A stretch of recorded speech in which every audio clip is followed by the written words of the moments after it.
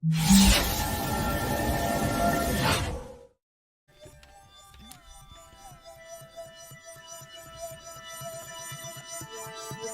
are listening to XLP Radio. XLP.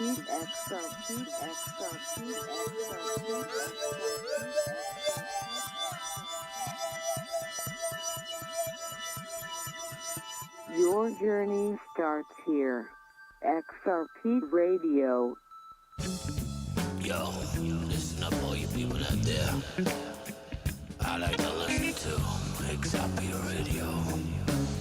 Do some current talk, yeah. That's right.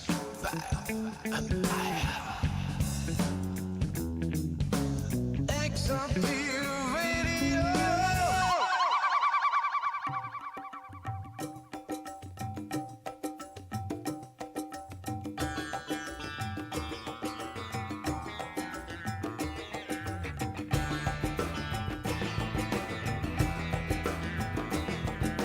Music from around the world, you will find it here.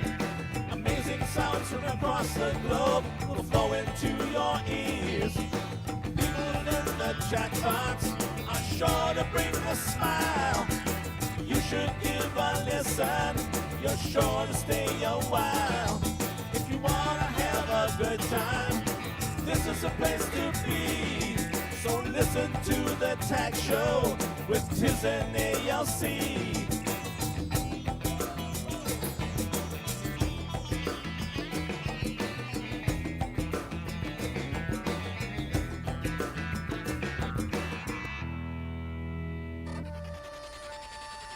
You're listening to XLP Radio. It's home of the unsigned and independent musician from across the globe. Welcome to the drop-in. Let's get tagged.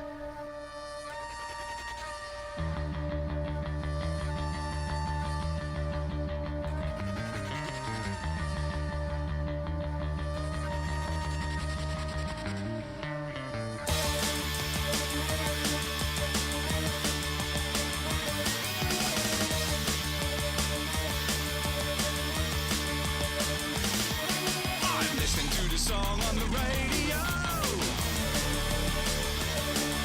I don't know where it's from, but it's on some show. Listen until the end, waiting to hear a name. Then comes along a load of adverts that are so lame. I start shouting at the radio, oh come on! Just tell me the bloody stupid title of that song. Another 10 adverts then goes into the news. If I don't get an answer soon, I'm going to blow away fuse.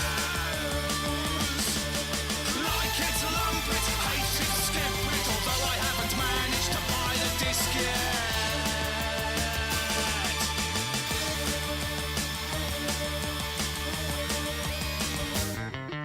Eventually the DJ gives the title and the band. I waited for so long that I had to take myself in hand. Oh no. Go back to my place and went straight onto line. Found the disc, bought it, cost me much more than a dime. A few days of waiting, then a package hit the floor. CD is in the player and I'm rocking, that's for sure. The first track was the one that I had heard before. The second track was okay, but there were a lot of flaws. Like it, lump it, hate it or skip it, it seems there's only one good song on it. Track 3 was atrocious, track 4 was just the same. Track 5, 6 and 7 made me want to scream in pain. Then came the 8th track, nice little tune. Tracks 9 to 11 were the biggest pile of poo. Should have bought the single, stupid foolish bum. Too many albums have only 2 songs that are good ones. Yet another CD in my disused library. I should have had a sale and sell each one for 3p.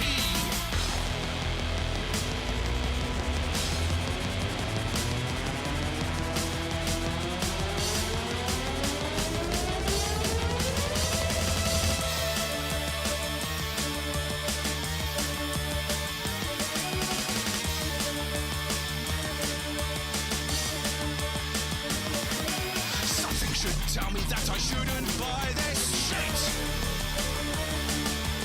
Every time I never learn, but I still do it.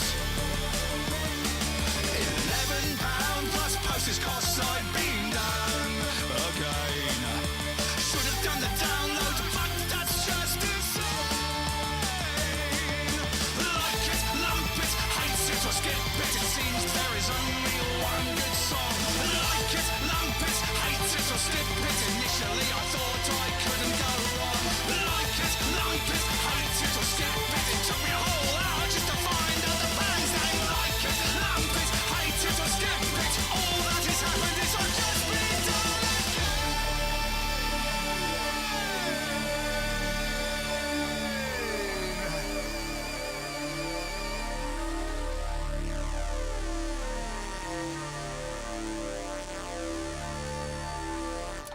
What up, Dessert? Well, I think I've got things working. We had a little bit of an issue with our visual streamer, so if you can see me, hello, you're on visual stream.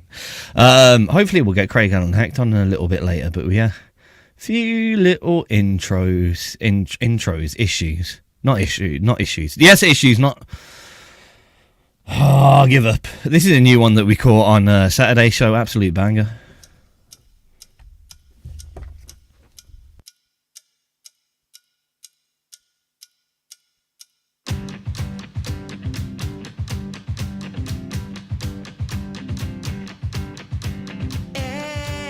Every strain of me is draining. I'm losing more than I am gaining. The truth bomb is sticking.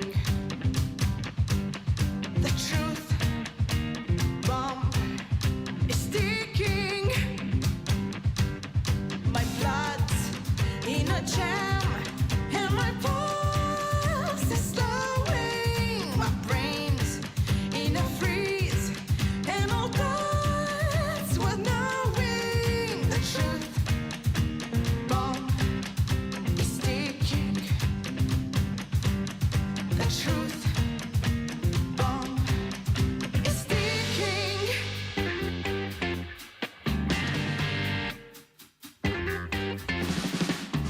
I cannot grasp, for my hands are shivering. I cannot see, for my eyes are quivering. I'm burning up, though I am freezing. I'm burning up, though I am freezing. I cannot breathe, for I am heaving. I cannot think, for my mind's deceiving. I'm burning up, though I am freezing. I'm burning up, though I am freezing. What to who am I leading? I'm burning up, though I am freezing.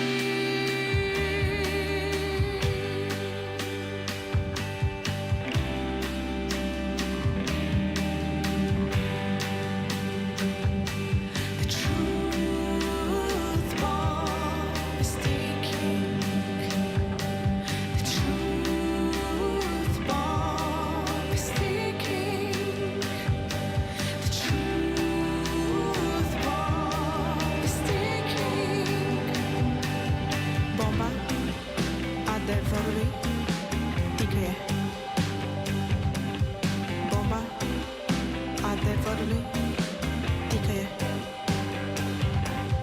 Bomba adevărului ticăie. Fiecare parte din mine este încordată. Bomba adevărului ticăie.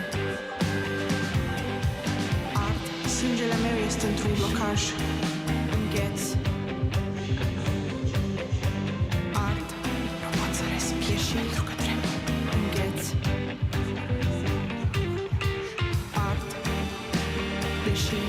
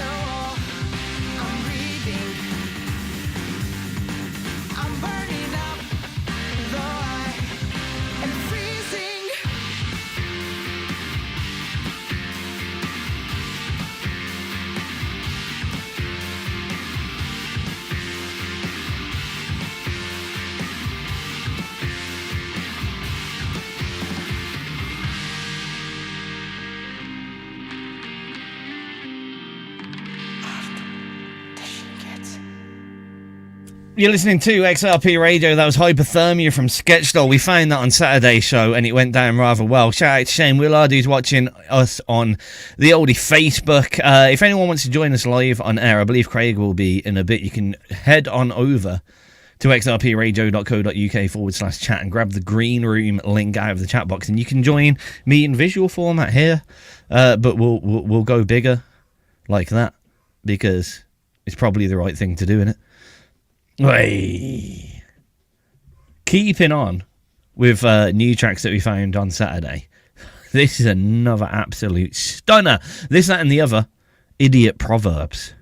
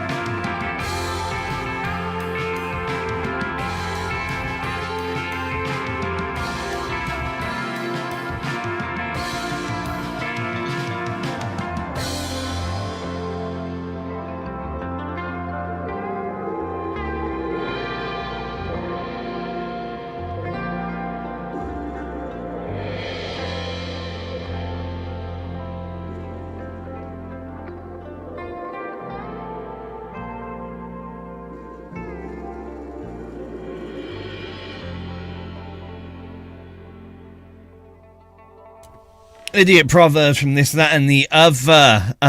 Three-piece indie rock band based in Cork in Ireland. If you want to get them, they're on facebook.com/This, That, the Other Band, all one word. So most certainly check that out. They do some good tunes, fun reels, and good stuff. If you like their music, you might like their page. Go follow it. It's the right thing to do. Wait, what? Okay. I got confused by a light that I thought should have been on, but then it apparently shouldn't have been on. The excitement never ends here on XRP Radio. A couple of bangers for you this eve. In Your Power, Blue Scar, featuring Amy Britannia, a repeat offender of Banging Sarcasm that was on before us, but I don't think he played it, so I'm gonna woo!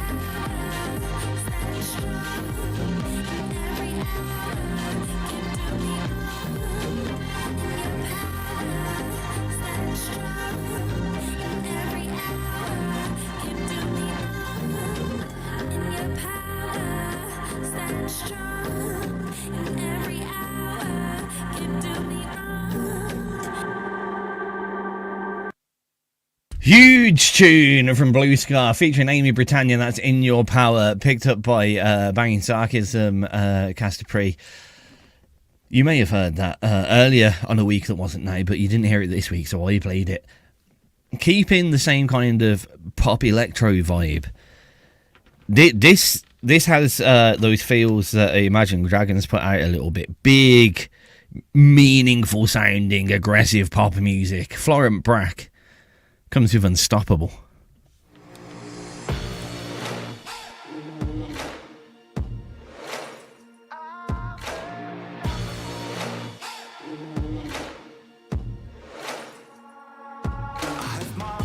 Crowd and my head in the clouds, and devil is gonna kick your feet on the ground. I'm hungry for stage, you're thirsty for music, but everybody goes like, man, you can't do it. I try, but I can hide at a spotlight, still glow in my eyes, yeah. No matter what, whatever they say, I follow those stars anyway. Break me down, it's just impossible to stop me now. Would be a miracle.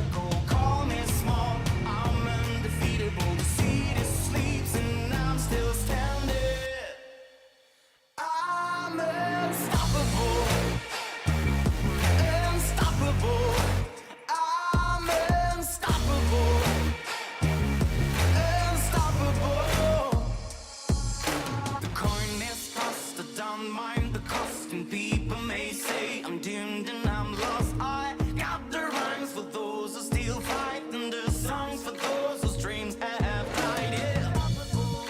I got it alright. Maybe you see it in my eyes. No matter what, whatever they say, I follow those stars anyway. Break me down, it's just impossible to stop me now. Would be a miracle. Call me small.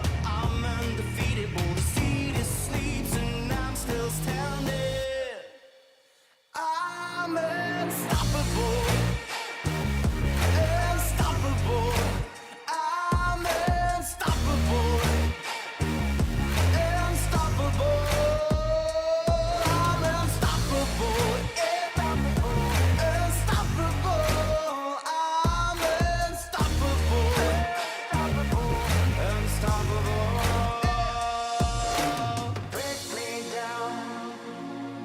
Stop me now, call me small. Break me down, it's just impossible to stop me now. Would be a miracle, call me small. I'm undefeatable, the city sleeps and I'm still standing. I'm unstoppable, unstoppable.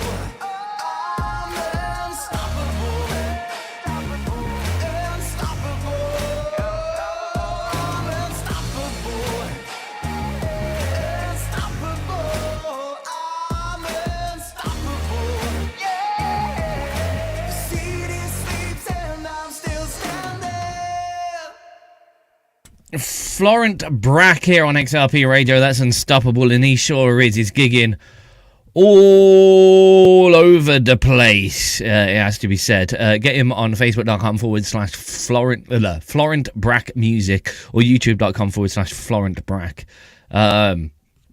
Doing some good stuff again, keeping his channels up to date. Some good reels, good information. You can catch where he's gigging.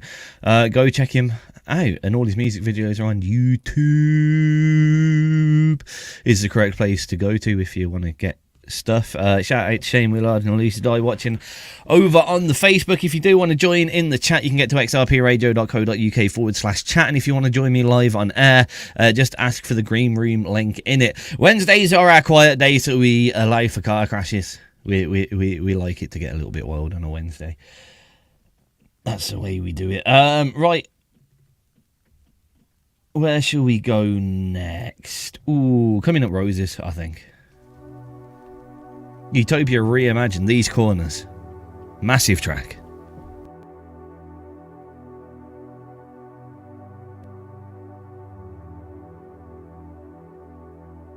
Ask me for 3 wishes, I wouldn't know what to say.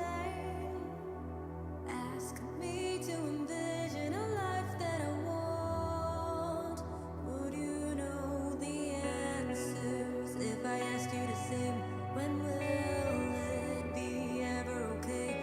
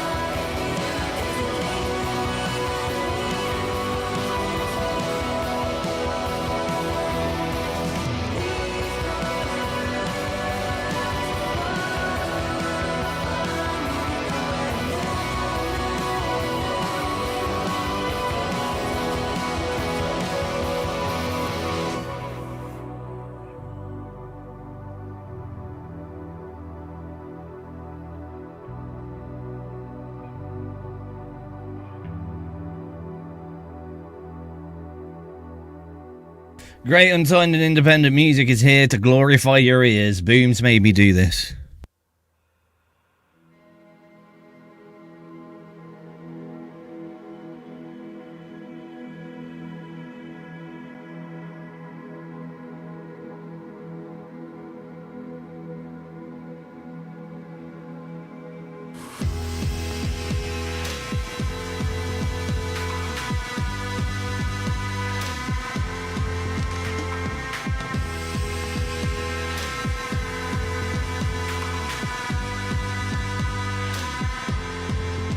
When the weight of the world wears you down and you're just too heavy to move, you don't sink, but you drown, praying your life will improve. There's a light, can't you see? A solution to all of your prayers. Take a bite, now be free. Here's your unsolved boxes, and you can take them anywhere you like. They come in boxes, and you can numb yourself day and night. They come in boxes, and you will hold the guilt. They come in boxes, and you a bittersweet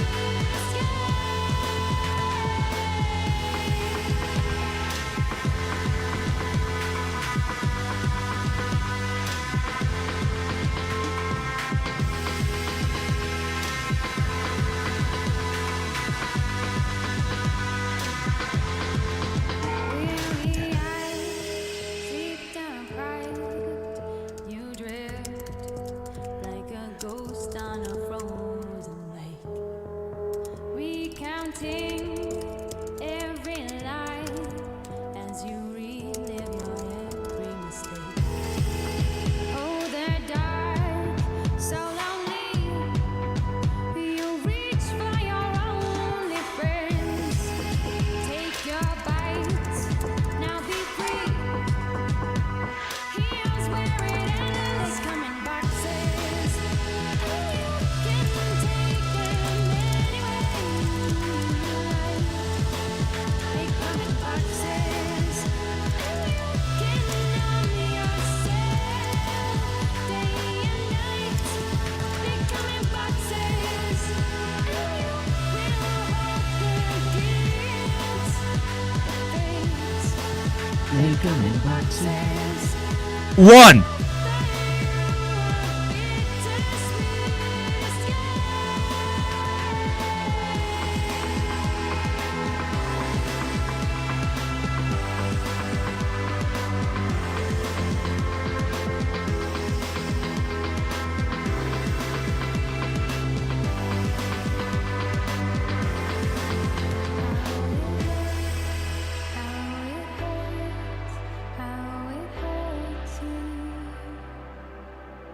How it hurts, how it hurts, how it hurts you.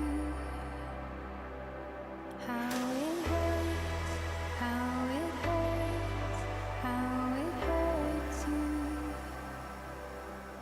How it hurts, how it hurts, how it hurts you.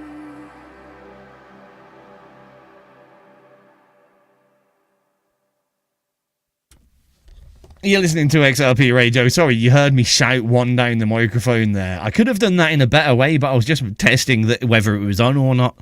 Not the correct way to do that as a DJ. Put me in a bin or something. I don't know. I know we got some cool people listening on our various platforms. Shout out to Elucid Eye over on Facebook and Strain of Society. Let's play some of your music, shall we? All right then.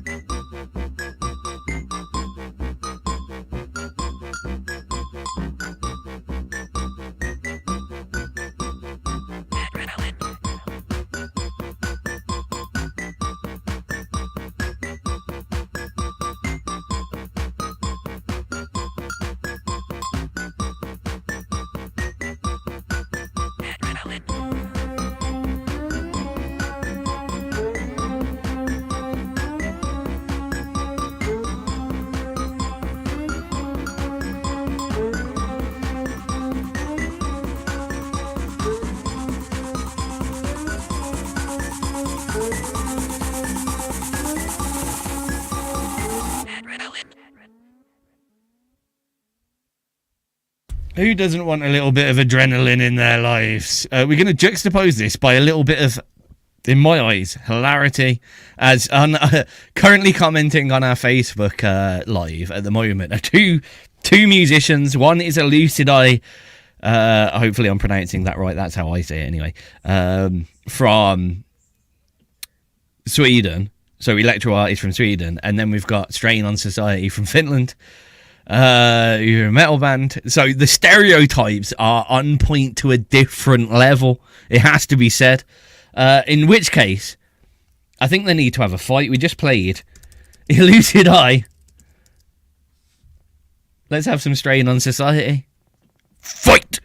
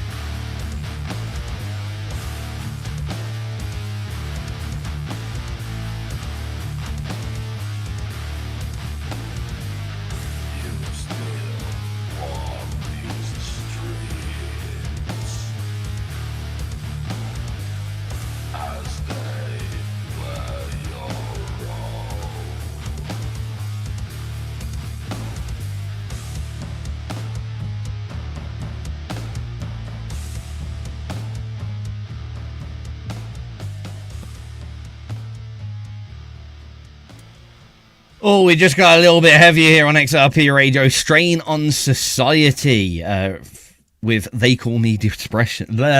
Desperation. Depression, desperation. It can all be the same thing, can't it, sometimes? Ooh, how do I follow that up? I'm going to go for, with my eyes, the heaviest track that we've ever had in. Unfortunately, no longer with us. They split up, but this is the kind of tune that smashes you in the ear holes. So listen, not too closely because it will hurt your ear holes, but in a good way. Buried from Below, Innocence. Are you ready?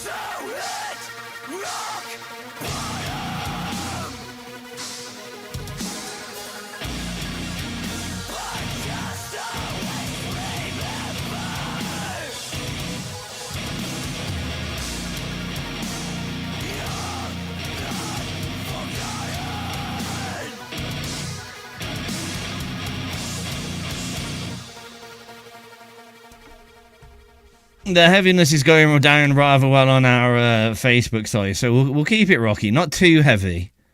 We'll break in and out of heaviness, but we'll keep it bandy for a little bit. With another dead band, unfortunately. This is 48 Hours Strong with Silver Edge, the band that managed to cram more genres in one song than anything. This has classical gamelan, dubstep, rock, prog, some metal-y elements. It's got everything in there, some great synth work as well. 48 Hours Strong, Silver Edge.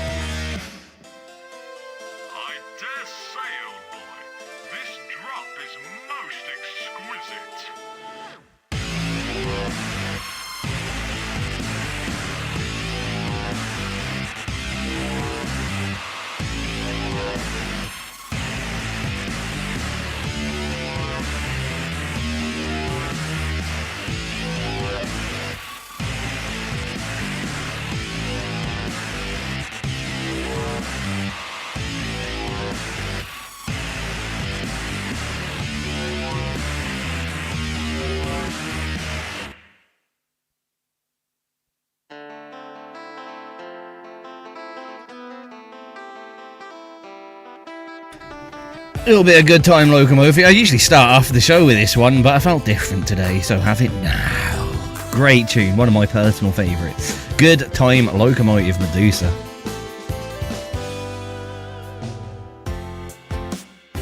I should have noticed all the warning signs.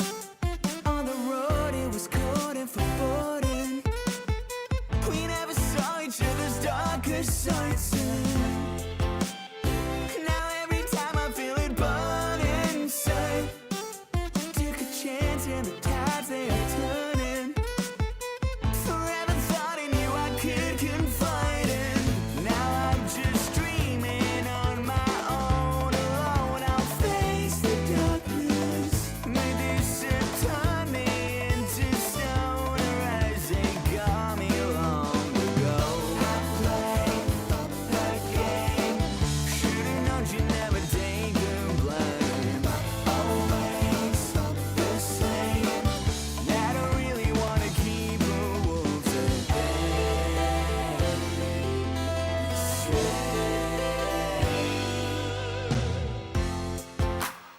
You did the crime, I paid you run and hurt. Love had turned to a stranger emotion. He doesn't look too good on you, my darling. We carry on again with foolish pain. Never learned how to handle devotion. Love that passes by while you're deciding. Now I'm just dreaming on my own alone. I'll face the dark. I didn't see you there. Yeah, I kind of crept in.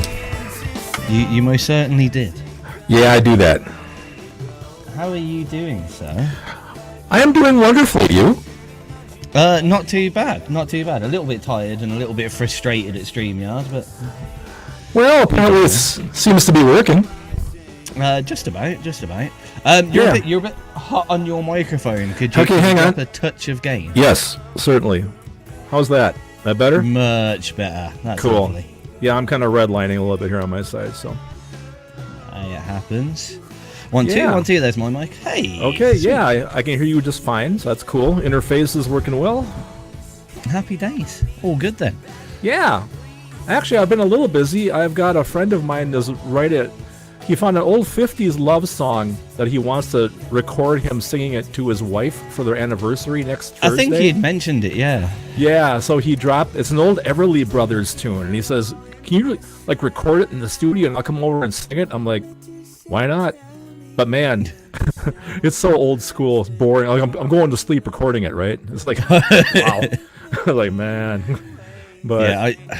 I had this really weird job for about 2 weeks, and I had to give it up.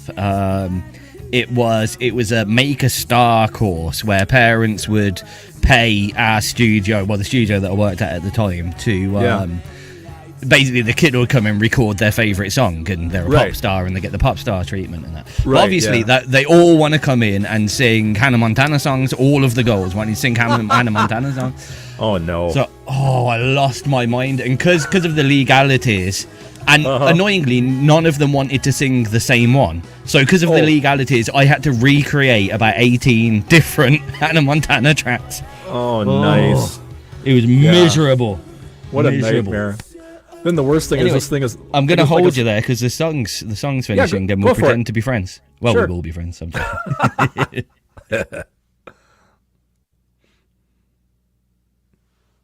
Oops, sorry.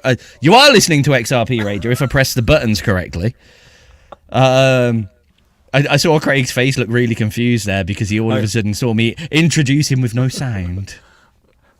Like, hello? But yes, Craig is here. This was meant to be better, but it seems to happen when we do things with Craig, annoyingly. After a period of really good kind of shows and stuff, interviews with him, the past kind of 3 or 4 have been riddled with technical issues. Such as today, StreamYard didn't want to work until 10 minutes into the show, so... But we're here, we're on air, and we're about to explore some of the stuff from the brand new album from Craig, Guitar Saber. Yes. I am very happy to have this released. By the way, greetings to the Zerpverse. Nice to see you all. Hopefully you can see me out there in streaming land. I would like to hope. Let's make us bigger. There we go. Oh, That's cool. better. All right. Hi. All right, good. Hi, kids. Yeah, no, yeah, Guitar Saber is it's a collection of songs that have been released before here and there, but I decided to put them all together into a grouping and make an album out of them. And this has my brand new tune, which is that Hellbound Blues, which I just released on XRP not too long ago. That's on there as well. So it just came out last week, and the songs are remixed a little bit, give a bit more clarity to them, I like to think. So yeah, it's stuff I think you've heard before, but like I said, all like in one convenient package. So yes, I was just gonna say, I've just noticed this looking at it, and pretty much, I don't know if you were previously aware of this, but minus potentially one track, I've noticed every track like comes from, like, I can see the stories behind all the tracks. Obviously Penguins Are Better Than Seagulls, somewhat arranged from a comment when a seagull invaded our house and went on. The Aquarian for Scott, Say No More. Sunshine Fury, I remember the whole thing about there being Craig as a kids show host, and that going on in the Shea Garden for the Shea Garden. Marceline is the one that I wasn't so sure about what that was. Marceline is inspired by Kim Groff's cat. There we go. Yeah, I knew there was something. Yeah, because he put a post up about his cat, and I go, "What a pretty name! I could do a song with that." So it's all because of Kim Groff's cat's name, Marceline. Yeah, Kim from the Kindred. But yeah, I won't go through too much because then we can actually talk about it more later. But every track comes from a story that. Well, not. I don't want to. How do I put it? Make this sound like we're claiming rights or whatever. But I remember all the stories related to something XRP chat worthy or Facebook. You know, on online. I've seen the stories behind all these tracks and all the collaboration, which is cool. Was that intentional? This album to be full of stories, or was it just a happy coincidence? No, not a bit. I mean, you've probably been following me long enough to know that everything I do is pretty much an accident. No, it wasn't set up like that at all. Actually, it's just every song does have a story, and I think I kind of wish more artists would do that. You know, I want to know. You know, when you come out with a track, what's the inspiration, man? What's it talking about? I mean, you know, I like that backstory to stuff. So I figure if I can share that with people too, I think they might find it interesting. You know. I think one of the things that I really enjoy is it's a very real and human backstory. It's not just like, oh, I split up with my girlfriend and I wrote this track inspired by that situation. It's literally like you've been on Facebook and you saw the cat, and we've seen that story unfold by, luckily we're friends on Facebook. It's a weird thing with modern independent music where sometimes the joy of it is being so well connected to the musician and being able to get those stories, because unfortunately people who aren't connected to you may have missed Kim Groff's cat, and that's a crying shame. I agree. No, that's absolutely true, because the big corporate songs and stuff and the big commercial hits, you don't get any kind of idea, I mean, what's the idea behind it, who wrote it, who's involved in the creative side of it. They just put it on the radio and you're supposed to consume it, I want to know more like where stuff is coming from, Yeah, I agree massively. Yeah. Diving into the album though and talking about some of these stories and such, I guess in our 42 minutes, we'll get through as much of it as we can in some assembly of order. As is always with our XRP database, though, it doesn't give me the tracks in the order that I want them in. So, yes, we're going to tentatively direct this from you, and each track I'll go, and the next track is, and then you'll give us a story, and I'll talk about the story whilst making sure the track's queued. Does this sound like a plan? You guys are going to love this. I actually have to get my notebook here that I put the album out on and actually find the sheet of paper that has the track listing so I know what order they go in. You know what's brilliant about this? I remember this is like deja vu from the interview we did for the Kluxila album. You know, I don't have a staff of people here to keep copious notes for me, guys. You know, this is a one-man operation. You know, I'm the cook, the bottle washer, the secretary, the chauffeur, the whatever, whatever. I'm all those people. Okay, I got my list. I know what's going on. What? We may have a slightly different plan. Okay, we're just going to make something up on the fly. We can still play the first one. Oh, good. That's one. And we can play 3 others. Okay, good. Sake. That's a start. See, every time I come on this show, you guys, It's not even funny. This isn't. Craig, actually, this might save us, and I don't believe I have to do this live on air. Do you happen to have a Dropbox or something of the songs at hand? No. No. Okay. For fuck's sake! If you've noticed on our website, all of the pictures have gone missing, which I just thought was one thing, and I notified the dev about it. It looks to me like we've lost our whole database, which is worrying. And I'm about to have a heart attack. That might be a problem. Can I download anything? No, I can't download anything. Fuck's sake. I can grab a guitar and play them all for you live. Can you see me sweating? No. I saw that as soon as it happened. I'm just... You kind of got that wave. Yeah. Sorry, Craig. No, it's okay. I'll tell you what. I'm taking a look at the homepage myself. Shall we play a track? Shall we play the new one? Yeah, sure. I mean, play whatever you can play, man. Because I'm looking at the XRP homepage right now, and I see song titles. Yeah, but no the uploads. No pictures, right? But they're correct. There's no pictures there. Huh. Oh, okay. Right. I haven't seen that before. Huh. Oh, right. Okay. I've just found out. Fuck's sake. You're going to love this, Craig. I can't wait. Hey, Jake, I can't download tracks at the moment. Can you help? What? I paid the bill. My card expired, so it'll be up in a minute. Oh, man.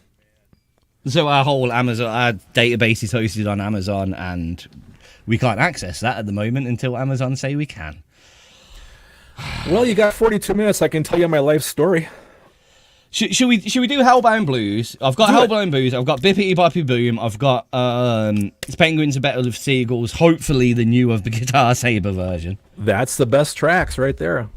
Well, that would be it because I got rid of the old tracks, so all the tracks you have are the new ones, so all the remixed. Apart from I had the old tracks still on my computer. Oh, did you? I took them off the database, so. Yeah. There's a lot as far of as you replacing know. that I need to do. We'll see how it goes. I'm really sorry, audience. I'm really sorry, Craig. Like, today couldn't have gone any worse, really. I thought, everything's sorted, and now we're here. Yeah, well. It makes for interesting radio, folks. It does indeed. Right, Hellbound Blues. It's the new one that you put on the album. Damn right. Why, I guess? Why did I put it on there? Well, I needed 10 tracks, and I had 9. I want to give the consumer an even spread of music. You know, I'm just trying to be nice about it, right? Why is it there? I mean, I was somewhat thinking, like, did you literally write it to have a 10th track? No, actually. Oh, you want some backstory? Watch this. I got this. Okay. It's well known on XRP that I tend to cover a lot of different genres, right? I've given you polka, I've given you funk, I've given you metal, I've given you rap, I've given you... Only thing I haven't given you is a blues. Okay, so I'm thinking one day I should probably write a blues song. I mean, like a real traditional blues tune, you know?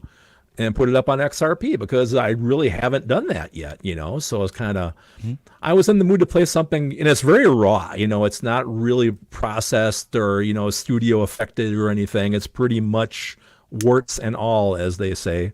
So yeah, it's the classic blues track about the guy sells his soul to the devil, and then he meets him at the crossroads and all this stuff, and then he has to pay up for all the good stuff the devil gave him, right? So they send the hellhounds after him and drag him down to hell, blah, blah, blah, blah. You've heard this story time and time and time. It's an old blues cliche. So that's what I did.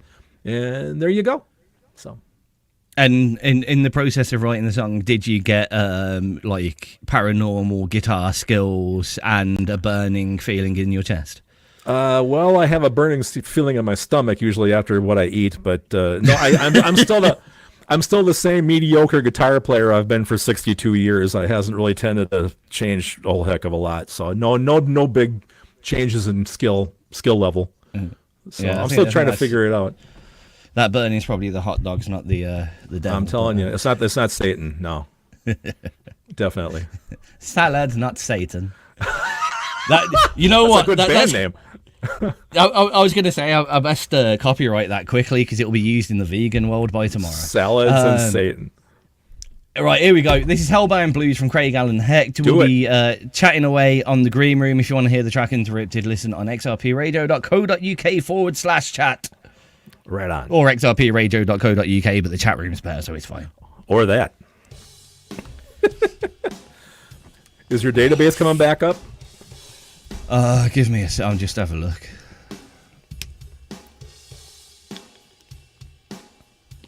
What a...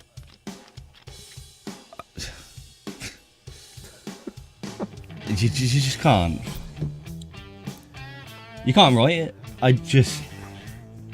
I thought it was because, occasionally we have the issue with tracks if they've got a comma in. Right, yeah. And I know all about that. download it. I've had that problem.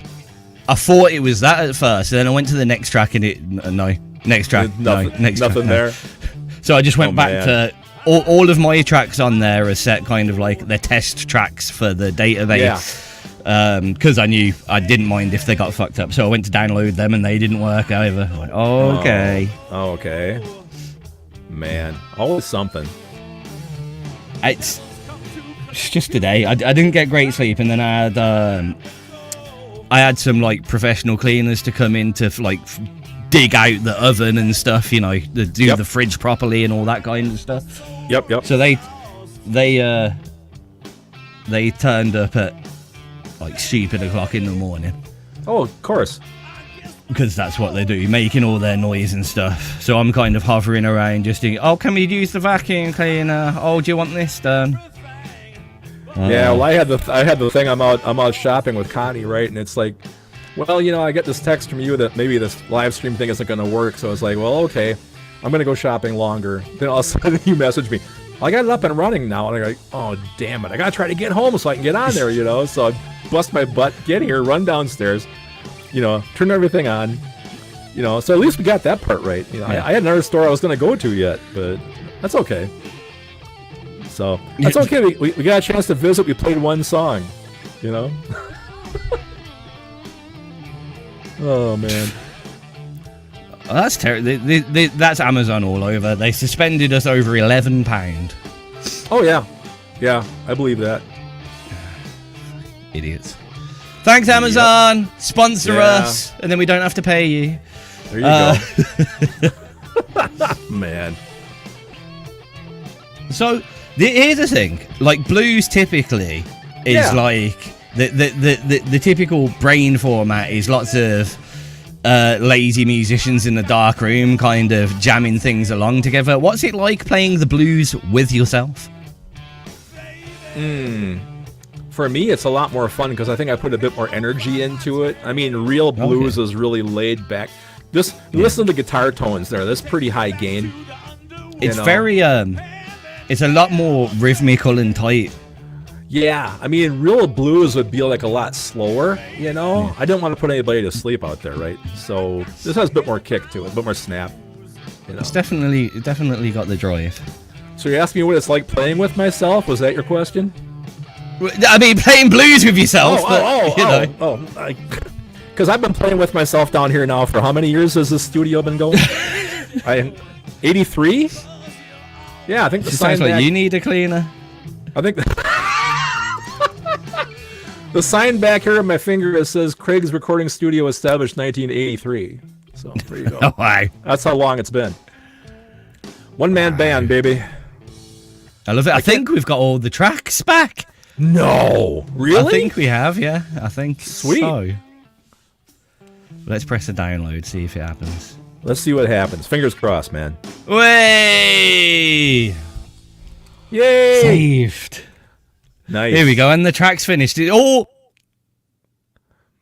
right on the night. I pressed the wrong mute button there. Fuck it.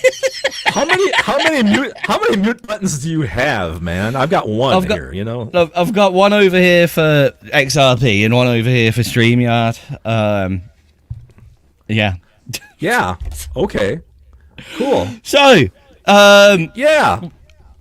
we'll do this a lot more organised in the future, but we can play more of Craig's tracks now. Well, you want to be organized. Why do you want to ruin all the fun? Oh, God. I mean, come on, man. We never know what's going to happen when I come on here. It's like, I don't know. I mean, in absolute fairness, I did say Wednesdays had been reserved for more car crash radio because it's a bit of a quieter night to try and get more people on and involved in the craziness. So I guess at least I've completed one target. Well, you got the car crash part right. I mean, this is supposed to be the drop in, right? So I dropped in. So I'm doing exactly what I'm supposed to do. Yeah, it's me that failed, or technology on a massive flex. Yeah, well, I hate technology. For as much as I need it to do what I do, there are times I get pretty upset with it. You know. Yes. Yes. So, are you thinking about playing the album in order, or you just want to play like the tracks that are really cool? Because because next up is the Aquarian, which is a nice song, but it runs pretty long, and we've only got so much time. Okay. Well, should we fit more tracks in than last? Should we do that? Yeah. Why don't we do Sunshine Fury, the studio version? That's a bit quicker. That's the third track on the album.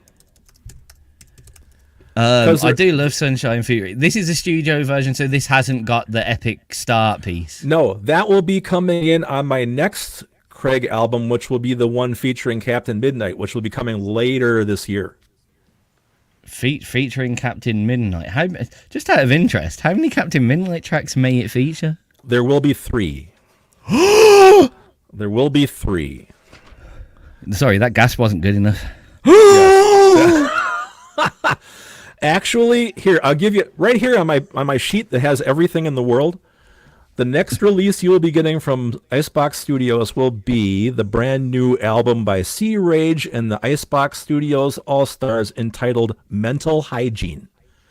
And then after that... Some say that album doesn't really exist. I have it on my hard drive, sir, so I beg to differ.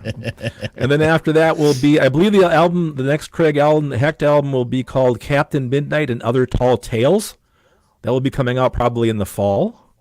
And that will have all 3 of the Captain Midnights where we resolve the story of the Good Captain, which I haven't written it yet, so don't ask me how it's going to end up, but it's we'll see. Yeah. So I'm excited for it anyway. I need to hear the end of the tale. Right on. I'm right there with you. I'll tell you what. You write it and let me know how it goes. Okay. I'll just record it. I don't think you want me to write the end of a story. It'll get a little bit weird and warped. Come on. Typical us. We're like, oh, now we're gonna play Sunshine Fury, but first let's talk about something else.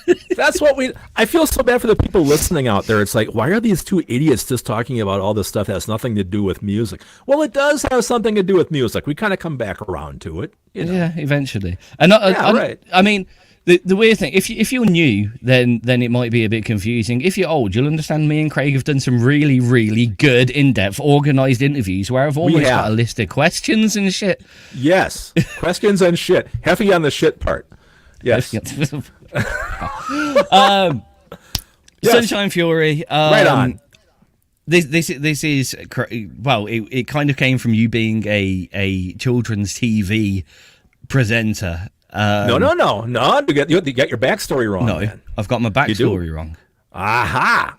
Sunshine Fury. Sunshine Fury came from the one morning I was dropping my wife off at work. Okay. I used to drop her off in the morning when the sun was coming up. And I dropped her off downtown, dropped her off at work. And then I'm driving onto the freeway on the entrance ramp. And I have the sun blasting me right in the face. And I remember saying to myself, how come every morning I must deal with the fury of the sun?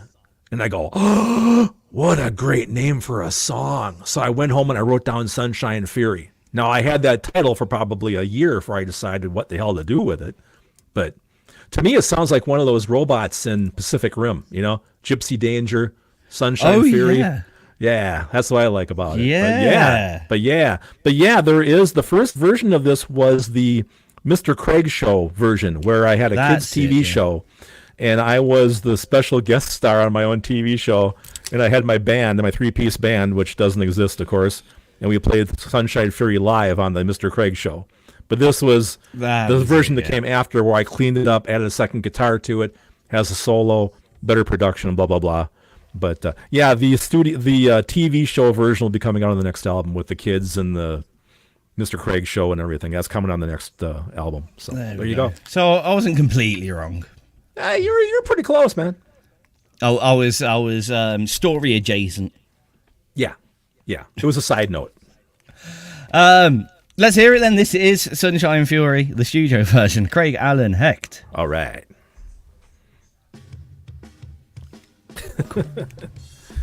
Well, we're muddling along.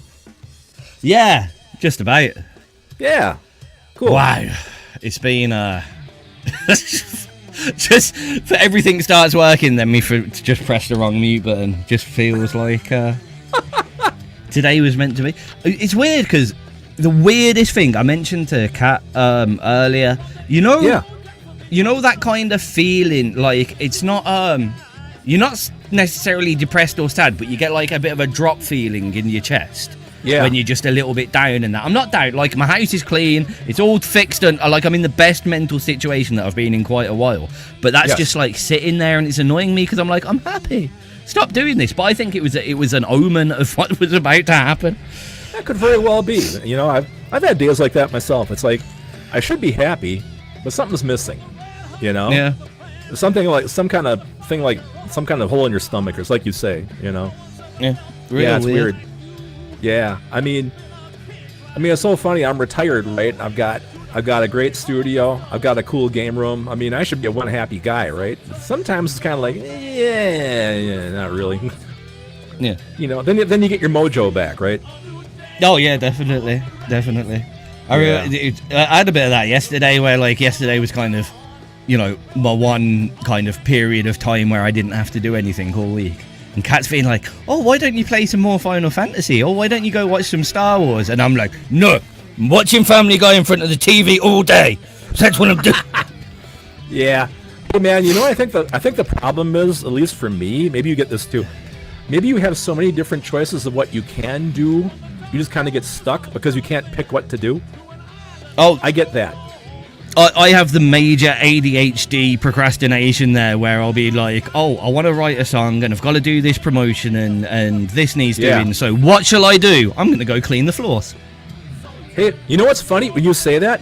For me, cleaning house is the most therapeutic thing. I'm not kidding. I'll go wash dishes. I'll do some laundry. It's cool because it's such a mindless thing. You don't have to think about it, you know? Well, I changed. I think the reason like a lot of creatives love that is because it's a process that isn't too mind consuming, but it's finishable. When you make a track, you don't know when it's going to end. When you clean your kitchen, you know your kitchen's clean at the end of it and you can walk away. So I constantly look at it like I know that I seek small projects to complete, like making a piece of Lego or you know, doing a race on Mario Kart or something, because you do a race and the race is over. Sometimes I'll sit down with a game like Final Fantasy and I've got to put it down after 5 minutes because I'm just overwhelmed by, do I do this quest or do I do that or whatever? All the side quests, It's the same with music. Sometimes, right, you'll sit down and you'll have your guitar and you're like, I can play blue, I can do all these genres. And what you end up doing is taking your strings off and restringing it or dusting it. Or just walk away. I'll go upstairs and play. I'll go upstairs and play. I don't know, play Bubsy or something on Super Nintendo or something there. Yeah. Yeah. It's like, Yeah, man, it's crazy. Oh, I forgot this song had the fake ending. I know how much you love fake endings. It's the bane of a DJ. That's how you make a DJ look very silly. Well, this is the actual end now. You're good. Yeah. Well, kind of. I think. Hold on. Maybe it does go one more. Haven't you does. got a little. Yeah, you've got your little. I fooled myself with my tagline. There we go. There we go. Now it fades out. As it goes into all this Hendrixism stuff. Yep. Cool track. We're allowed to talk now. It's fine. You're listening to XRP Radio. That's Sunshine Fury, the studio version from Craig Allen Hecht on the newly released, as of last Friday, Guitar Saber album. Guitar Saber. Yes. Which is wonderful. Inadvertently came to us via, what was it now? Cluckzilla promotion runs where Booms was doing some graphics and ended up somewhat changing a guitar into a lightsaber. And then we didn't use that and we stashed it out elsewhere. No, but he did coin the term guitar saber. And I go, that is so cool. I got to do something with that, So, I have all this storehouse of ideas from different people like that. Like when Booms gives me something like guitar saber, oh yeah, I got to use that at some point. So we had that really cool picture of me holding the guitar aloft, and I just took that and put it in a background of stars and figured, okay, guitar saber. It's kind of Star Warsy, So yeah, worked out really cool. It worked. Yeah, it was a very cool idea, and I mean, it just kind of goes with the forefront guitar element of the album in itself, really, like riffing, guitar saber, training, Jedi. I've got a phrase in my head that's not happening, but you get where I'm going. Well, it's actually kind of interesting, man. You're the first person out of anyone. I remember, I think we were on chat or something last week, and you said something like, did you call it Guitar Saber because of the fact all these tracks very much feature a guitar, what's the word I want? Influence, or very much guitaristic? I didn't even think about that till you said that. And I go, I'm looking at it, I guess they do. Except for Happy Trash Man, which is all piano, but what the hell? But I think everything's got to have the odd track out, as it were. But yeah. I mean, it's not. It works well because it's so many different styles of guitar as well. Right on. Yeah, I mean, it's got, not like it is not heavy. Yeah, I mean, Marceline's a pop track. Love Knows No Distance is obviously a ballad. So yeah, it's kind of over the place. Which is what I'm kind of want to do, is give you stuff that's all over the place, right? So, yeah, it's quite funny because I remember probably about 2 or 3 years ago we had a conversation that was very much along the lines of, I don't really know how to deliver all of these different genres as one person. Yeah. Yep. And now you just do, and it works. Yeah, well, that's the reason. Well, I'm sure those of the listeners out there that haven't heard what I do before, I pretty much had to invent, well, I didn't have to, but I invented, like, what do I have, 5 or 6 different pretend bands that are all different genres, but they're all me, because my first thought going into this, writing my own music, is, how am I ever going to be signed by a label? Because the problem with labels is they want to put you in a box, right? Your metal, your thrash, your doomcore, your whatever, so they can market you as something. Well, I come along and one track is punk, one track is funk, one track is, name it, right? Something different. So I figured, well, if I splinter off all these other imaginary groups and give all them my other songs that I write, I might be able to do something with that, Well, as it turns out, I finally decided, well, I'm just going to be Craig and just going to, just release different types of music, and it's going to be what it is, because I'm so influenced by all these different genres because, as most of you know, I played in cover bands for years and years, and part of cover bands is being able to play country and then rock, then polka, then blues, then funk, blah, blah, blah. So I'm pretty much well-versed in a lot of different styles, if you will. So there you go. Yeah, it's a Good way to think. I mean, there is the one side where likes of Screwdrivers to Ears could do with separation, because you don't want your label to hear one of those tracks and go, yeah, thanks, Craig, we're good, thanks. Yeah, no, thank you. Yeah, that's pretty true. But I think because recently you've kind of come more as like the image of you in my mind, just from kind of the advertisement point of view, has transcended from like a musician of genre that other people would look at, and now you're take a look at like Bangalow. You know Bangalow, don't you? Used to be on Joe's show as a lot. So he's a guitarist. He plays all kinds of guitar in all different styles. But like when you look at Bangalow, you think, oh, he plays guitar, and then you might find his blues track or his metal track or whatever. And that's I think you've kind of redefined yourself over the past kind of year or so into being that. So the genre gaps aren't so much importance, because we're coming to you because of the compositional side rather than the This is a rock band, so we will listen to rock. Yeah, exactly. I mean, a lot of this kind of started after the Third Bridge was done, because I kind of floundered there for a while. I was releasing tracks as Third Bridge, right? And this is after I went solo, and I really had to stop and think, well, now, where do I go from here? So I've kind of had this kind of gradual transformation, I suppose, since then, where I've kind of evolved into what I'm doing now. But actually, the first time that there actually was a different band was back when Scott and I first started Third Bridge. We started Brainhammer before that, which was that, comedy metal band thing, So even back then, I was doing other, fake bands, and that's Brainhammer was the first one. We had the Heavy Metal Christmas album, Dead for we had Christmas in Hell, Dead for Christmas. Then there was Dead, White, and Blue for 4th of July.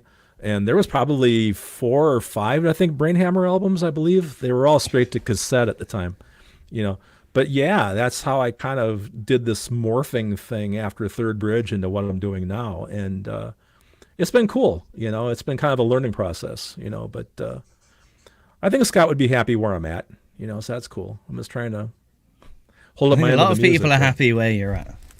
I like to hope so. Bringing it back to Guitar Saber, I think is the next one Shade Garden, or am I completely wrong? The next actual track is the Aquarian. The Aquarian. No, is it? Oh, Shade Garden, because we skipped that. Yeah, I'm sorry. It would be Shade Garden, correct? I'm sorry. So. Yes. So this is a track that you somewhat wrote for one of our very own shows. I wrote it with Juniper in mind. I tend to do this once in a while. I actually will write a song based on, or actually meant for an XRP show, if not an actual presenter, because I kind of get a feeling of what you guys are into and what I think you would like to hear, And, Juniper's show is fantastic, number one. And number two is a lot of more spacey, zen-like, trance-ish, really mellow tunes, So when I first came up on this riff, I go, man, this would be so cool to give the Juniper Shade Garden. So I came up with In the Shade Garden as a title, and I forwarded it to her, and I said, hopefully this will fit into your show, But yeah, so there you go. It's a real relaxing tune. It is indeed. To shout out the show Shade Garden on a Sunday evening, UK time, Sunday afternoon, you might get a chance to hear this and other alike sounds from the Guitar Saber album, Craig Allen Hecht in the Shade Garden. Cool.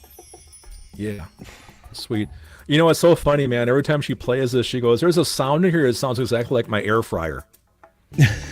And I think what she was talking about, there's a bunch of synthesized percussion in the background.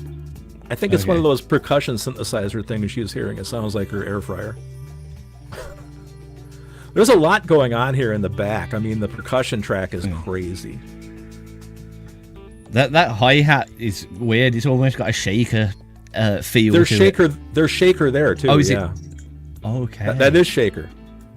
Oh, is there's it? shaker. There's bongos. There's timbales. There's tablas.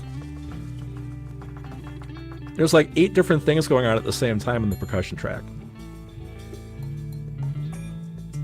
How did you was that did that come from something, or are you like tapping that in on keys and stuff? No. That's my secret weapon that I usually never talk about. It's where I get all my loops from.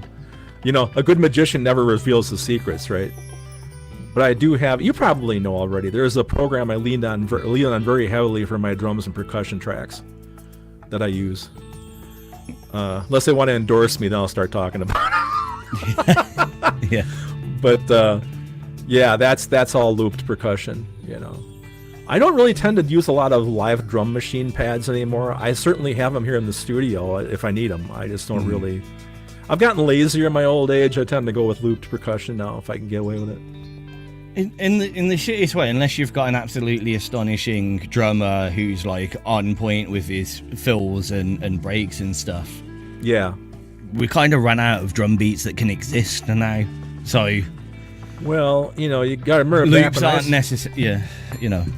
Well, back when I started out, man, it was all drum machines, right? Yeah. I mean, you know, I had my old Yamaha. What was it? RX-7, I think it was. Like it was one of the first digital rhythm machines, because Yamaha dropped the DX7 synth. Then the percussion machine went along with it. It was the RX-7 for rhythm box, and it was, you know, 256 beats, and you just, you know, put them in order and hit the play button. It did have pads, so you could play it as well. Yeah. But that's where I started out. I mean, man, loops back when I started, that wasn't even a thing. Yeah. It was all. I mean, most of it was somewhat pseudo triggered by MIDI, wasn't it? So you had to put even on those little things, you had to put in your little blocks. Yes, you did. And stuff. Yeah. Or I mean, if you had the old school ones, that it looked like a keyboard, and you had your running light across, and you had to make sure the right ones were clicked and stuff. Like the TR-808 and all that stuff. Oh yeah, all the old Roland gear. Oh yeah, I had all that stuff. You know, actually, I had the first MIDI Roland synth that I recorded my first album on. It was the JX3P from Roland, and it was their first ever MIDI synthesizer. So that was really going back there. Otherwise, before that, I had ARPs, and I had Moogs. I had an ARP Odyssey. No, nothing could talk to with each other back then. There was before MIDI, right? So it was all just standalone keyboards. So back in the primordial days. Here we go.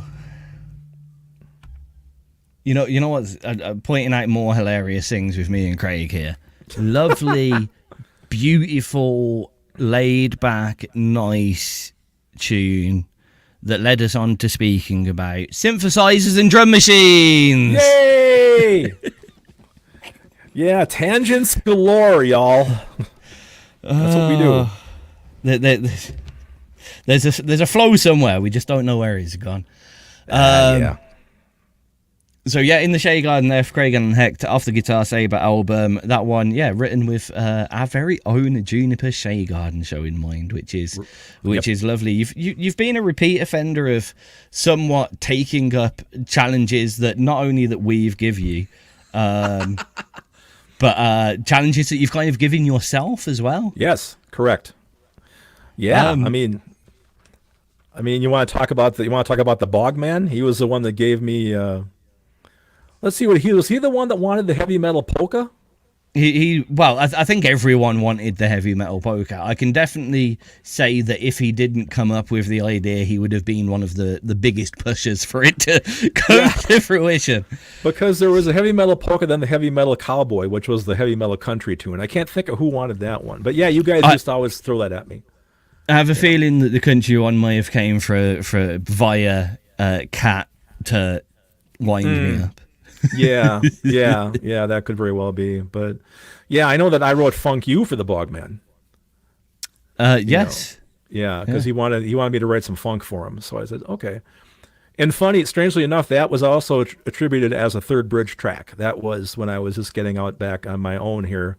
So I think I've changed the credits since then. So now it's a Craig Allen Hecht track. But it was there is a line there about, I bet you thought the Third Bridge couldn't write a funky song. Yeah. You know, because back then that's what I was doing, right? But yeah. People used to always throw challenges at me. How many different genres can you smash together?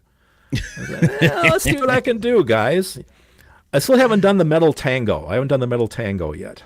You know, we'll work on that. See, you keep saying things. You give yourself a long work list. Never ends, man. Long work list. Looking at the time, because Right we on. are the best at speaking stuff. Let's get some more of this guitar Saber Let's on. rock. If I'm lucky enough to have this in order, we've got the cat track next. Right on. Awesome. So somewhat inspired by Kim Groff. For those that don't know Kim Groff, he is a member of the Kindred Yes. band. Also does Celt Stash promotions online. One thing that you can say about Kimbo is he's incredibly enthusiastic. Sometimes too much so. But he's a really good supporter of independent music. Definitely someone that you want to have your radar on if you're an he sure independent is. musician. And he's got a cat called Marceline, Yes. which this track is inspired by. But Correct. tell me more about the track. Does it go further? No. It doesn't talk about the cat whatsoever, actually. I just like the name, man. You know, I mean, you gotta remember, I'm the kind of guy where, I just write down like a song title because I like how the words look. I let it sit there for 2 years till I go, hey, I should do something with that. That's how Marceline was. No, it's a really nice pop song. I mean, you guys are aware of the Weenies, right? This was kind of like my idea of a pop track before I came up with the Weenies, right? So it's a song about a nice girl, and she just is a very happy-go-lucky person, and her name is Marceline, and I'm madly in love with her. There you go. Say no more. Right on.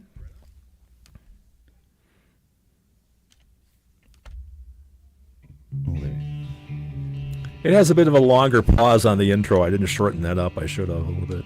Oh, well. Yeah, usually my thing automatically gets rid of any silence, but it's what I'm having one of those days, apparently. Actually, I was going to put it in Audacity and trim off the front start of it, and I go, hell. We'll figure it out. Yeah, usually everything's just wonderfully automated, but today is just everything's fucking wrong day. What the hell, man? It makes things exciting. This is one of my... Go ahead, man. What? I wasn't going to say, I just said yeah. No, this is one of my favorite... I don't tend to write a lot of hooks, but this is a great pop hook. I'm really happy with this. That chorus, that's great, man. I don't know where I came up with that. Like, probably in the shower. I get really good stuff in the shower. I like the fact that you've somehow managed to revamp that rundown root note progression that they use in so much Christmas music. That dun dun dun dun dun dun dun. That's probably where it's from. It's in so much Christmas music. Yeah, I know. Like, they always do the bells to it, don't they? Dong, dong, dong. Yeah, dong, right. Dong, dong, dong, dong. Right. Ding. It's dong, also the ding, progression to Magic Moments as well. There you go. Perry Como. Oh, you know a Perry Como? Mate, I have some surprising old school musical tastes. Dude, I love Perry Como, man. Papa Loves Mambo and all that stuff. That's some great stuff. Yep. Oh, yeah. Catch a falling star and put it in your pocket. Damn right, let it man. fade away. Yeah. I could probably sing. This is embarrassing, and it's not because it honestly isn't because I have a weird love of Perry Como, but I could probably sing every lyric to every song on Perry Como's greatest hits album, only because right. At my school assemblies when I was in senior school, so high school to you, we had a Welsh deputy head teacher, and when everyone came into the assembly and left the assembly, he always had Perry Como's greatest hits album on, to the point where my year at school decided to get cult obsessed by it. So you've got all the rest of the years in school going, this music's terrible, and my whole year are going da da da da da da da da da da da da da. Yeah. Because we just had enough of it. It's like if we have to experience this every single day of our lives, we're gonna make you hate the fact that you're playing it at us. Oh man, that's great. I love Perry Como, man. That stuff is great. I have no negative thing. It does sometimes give me some PTSD moments that make me feel like I'm crammed into a hall with 1,000 other students. But wow, I'm very impressed, Tiz. This gives me a whole new side of you, man. Now, if you can tell me that you're into Tony Bennett too, we're gonna be in good shape. well, I mean, I couldn't tell you as much about Tony Bennett as I could Perry Como, which is probably a depressing fact. But I know of Tony Bennett. I cool. couldn't tell you. If you played me his music, I'd be like, oh yeah, it's this track. Oh yeah, like I left my heart in San Francisco. That's one of his big ones. There's a bunch of that kind of stuff. There we go. Here we go.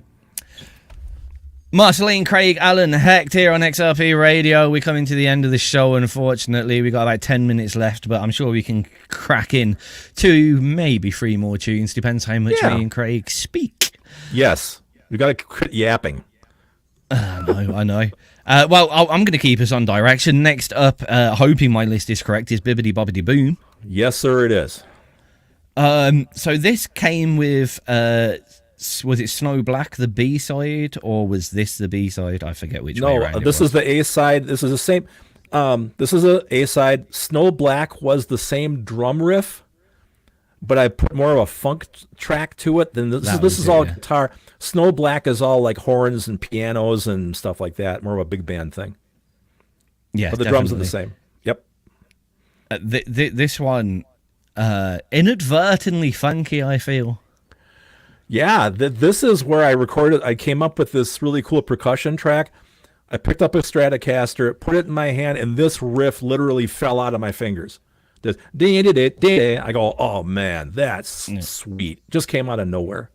It's a great riff. Thanks, man. Yeah, I had it in about 5 minutes. It just kind of flew out. That's the great thing about funky riffs, though. They just bow, bow, bow, ba, down, bow, bow. Oh, yeah. See, I have that locked in here. The most important thing about this track, realistically, Labes and Jelly Spoons, is that I can do a moderately mean beatbox of it. You can.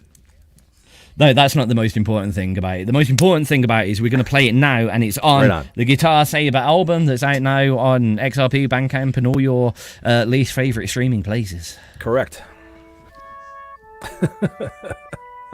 Those ones. This multiple mute button. Yes. One of my favorite tracks of mine, I have to tell you. I never get sick of this. This has groove. I remember when you first bought them to me and you were like, oh, you'll probably like Snow Blackmore because it's a bit more funky. This is way more funky. Actually, I remember the first time you played this on air, man. It just blew you away. I'm like, yeah. You got on, you go, dude. I go, oh, he likes it. All right.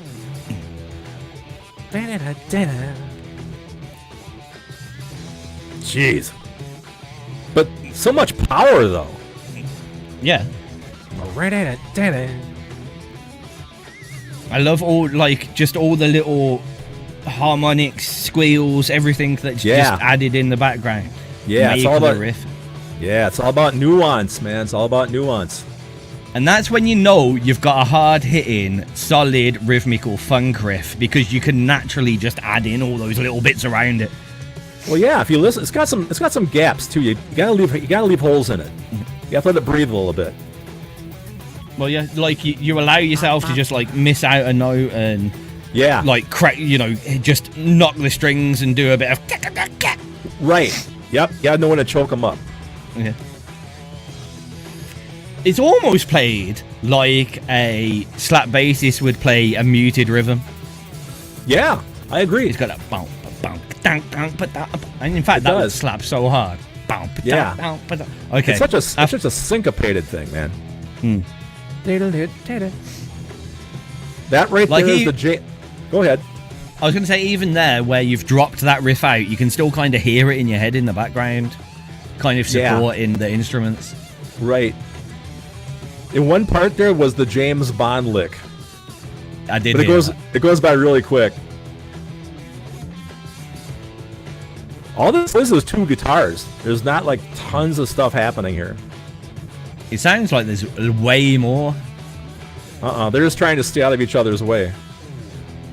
Well, it almost sounds like, remember, you don't get it so often anymore, but remember kind of like back in the day, before a gig would start, 9 times out of 10, the drummer would just be sitting in the room on the drum kit, and every guitarist would just kind of sit on stage and just taking it in turns doing like some call and response stuff.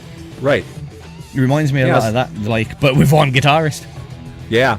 I'll tell you right now, man, one of the biggest challenges I face as a one-man band is to try to get that sense of spontaneity there, because I really do, when I record, I really do compartmentalize my head into, okay, now I'm the bass guy, I'm the drummer, I'm the guitar player. You know, you gotta have that call and response thing. It's hard to do when you're one person. This ending is cool too. Yeah.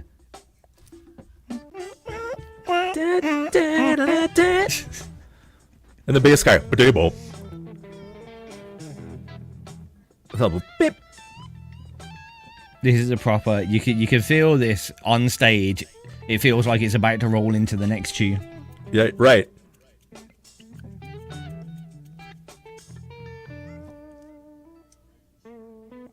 I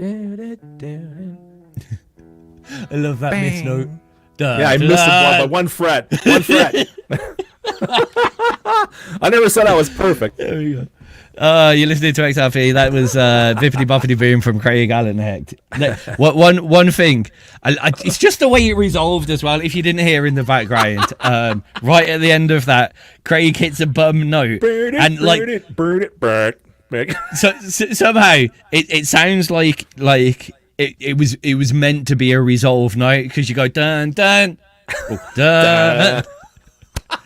So first listen, you're like, oh, he's being clever. He's done an unresolved note into a resolved note. That's great. Knowing you, I have this image in my head of you going dun dun dun. Shit. I know. Did it? Shit. Yep, that was it. It's a shame there wasn't a microphone on, because that's probably what you'd hear. Dun dun. Shit. Fuck. Yeah, exactly. You know, I think people know, I'm very much a one take kind of guy. I don't pretty it up, man. I hit the record button and what you get's what you get, pretty much, I mean, saying that, one, you wouldn't have that fun story at the end of the song, which is exquisite anyway. But two, it does add some realism, and sometimes a duff note it's a weird thing. A duff note in the right place can sound almost purposeful. I love some of these really relaxed kind of Buffalo Huddleston does it, the kind of open string rhythmical playing, and it kind of allows you to kind of duff a note here and there, and it just for some reason works. Yep. It's cool stuff. So it gets away with it. Real guitar, real solos. Damn right. Nothing too slick. I find when you have guitar solos that are overly slick in a song, when you go see the band, that's exactly what they do on the stage, and it just depresses me. Yeah, and they're going to do it that way every single time too. You go on the tour, you're going to hear that same solo next city too. That's what I mean. That isn't a solo. It's guitar practice. Sorry. It's supposed to be improv, right? That's why it's a solo. That's what I'd think anyway. I mean, there's certain things, like, I do find it clever. The Chili's will do this quite often, actually, where the start of the solo will be, if not the same, then very similar, so it's not as jarring to those listening, like, oh, this isn't correct. Some people where a song's remixed and they just hate the remix because it's not what they're used to, so the Chili's do that quite well in bringing elements off the album solo whilst keeping it fresh each time, which I think is quite clever. People should do that more. Yeah, I agree. Yeah, that's why I was the worst person ever having a cover band, because I never played the same solo twice. When you saw us live, no way, man. I couldn't go and see it. I mean, I find it difficult to see tributes or cover bands anyway, but then to go with them and just play the CD version solo. Well, to be fair, the band that I left, the Express Band, they're still going right now, and God bless them. Their guitar player Jeff, he nails those solos just like the record every time, man. Right, note for note. I can't do that.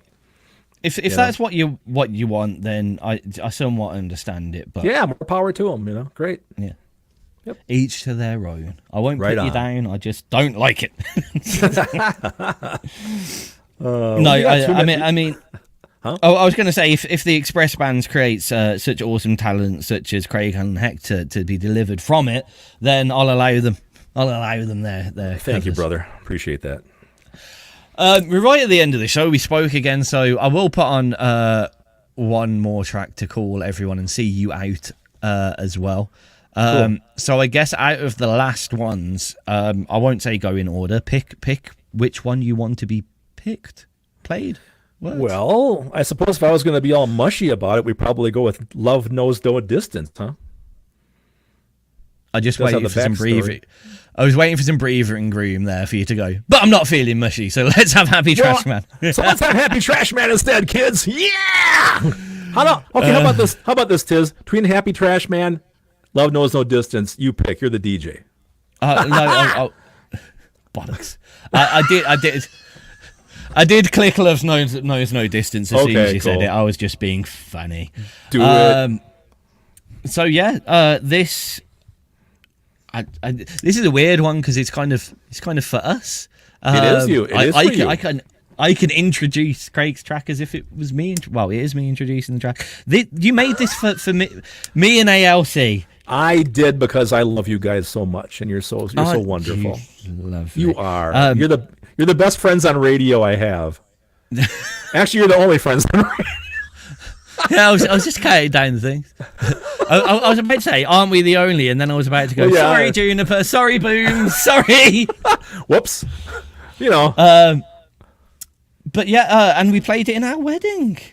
I wrote this it's an engagement song. I figured no one's ever written an engagement song before, so here you go. I'm trailblazing. And it's for you guys for your engagement and your wedding. So there you go. Yeah, we played it on the way out. It was your wedding march on the way in and this on the way out, and it was most lovely. Sweet. We just the weirdest thing, probably the only time this has ever been said in a wedding. Everyone wished we had a longer walk. And it wasn't because I wanted to see us, yeah? It was to hear more of your track, nothing to do with us at all. It wasn't to get more pictures or to see us be happy. No, they just wanted the track to play longer. You could have made a couple laps. Wait, I don't know how much of the room that you saw, but there wasn't much to be lapping around, shall we say? It didn't seem too big, no. It was good. Well, it was only... Not many people know this, but the roof caved in and leaked during the wedding. There was two rows of our audience that couldn't be used because the seats were soaking wet. Oh man! So Catherine's come in and gone, what's wrong? Like, if people left, if people run away, if people like don't want us to get married or something, because there was two full empty rows. They'd just been like moved around to other places. But they're right, yeah. Like, when you walk in, you're like, what's happened there? Yeah. Oh man. Fun times. And at that point, we were walking out to this song. Craig, it's been a pleasure to have you on. Thank you for dealing with horrific technical difficulties. Not a problem. Always good to be on the show, and always nice to talk about music, and always nice to see you too, my friend. Always a good time. So we'll do it again. We'll do it again. I even had a shave today. Yeah, I'm not a very little good rough one, myself. Yeah, I know. Well, thank you, folks out there in Zerpland. If everyone's listening to it, I do appreciate the fact that you're listening to it and paying attention to what I'm doing. Very cool. You know, so thanks so much for your support. I really do feel it. So. Thanks, guys. And again, if you want to hear some of the tracks that we missed out tonight or want to hear some of the tracks again, don't remember you can request them right here on XRP Radio, especially during a tag show, but I'm pretty sure you can request it during a Shade Garden as well. Probably a Banging Sarcasm. I'm pretty sure Booms will play it, so you're all going to be good. But if we're not live in one of those rare situations where XRP cannot kowtow to your musical needs, you can also get it on Bandcamp right here on XRP Radio and a multitude of streaming services. Correct. I would hasten you choose one of the first two. I say Bandcamp firsty to not be self things, but you know those two places give the most back to the musician. XRP gives the most back to the musician, which Bandcamp does a damn good job. I'm not putting them down. We do really like Bandcamp and what they do over there. Exactly. So go for that. If you're going for the streaming sites, try and do the non-Spotify ones because they tend to be a bit better as well. Let me tell you, a bit of a correction on that, guys. It actually doesn't go live on the digital streaming stuff until the 24th, but it's on the way. There we go. So two days time. Everywhere. Yeah, it'll be every place. So 2 days time. So yeah, well, I mean, for now, definitely now is your chance to do that Bandcamp thing. And on Friday, I don't know whether it's a Bandcamp Friday, but it's Bandcamp Friday here every day on XRP Radio. So there you go. Yes, sir. Here we go then. Any All right. final words? I'm not going to kill you, but I'm going to kick you off. Nope. Thank you all for listening, and keep rocking out there. Keep on doing what you all are doing. We will see you next time. Pleasure to entertain you all for the evening. This is Love Knows No Distance. Craig Allen Hecht off the Guitar Saber album, out now on XRP and Bandcamp.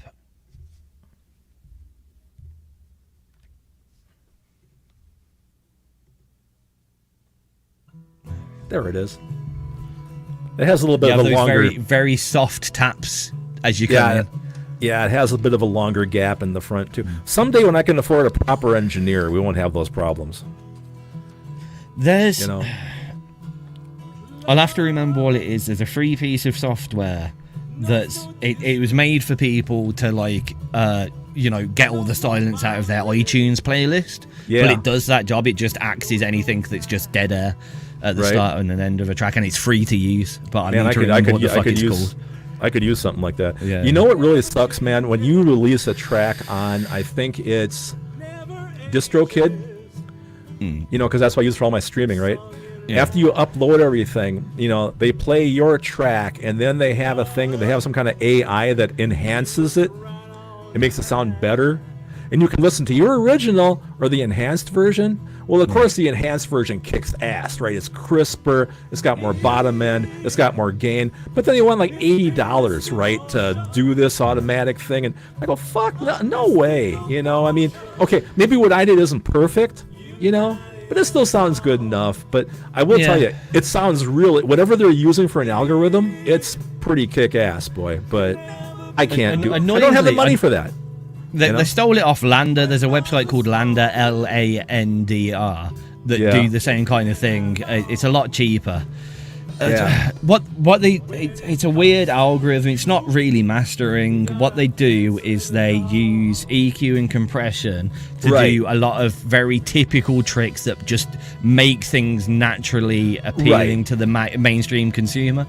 So I mean, mastering really is, a lot of it is the art of silence and the art of timing.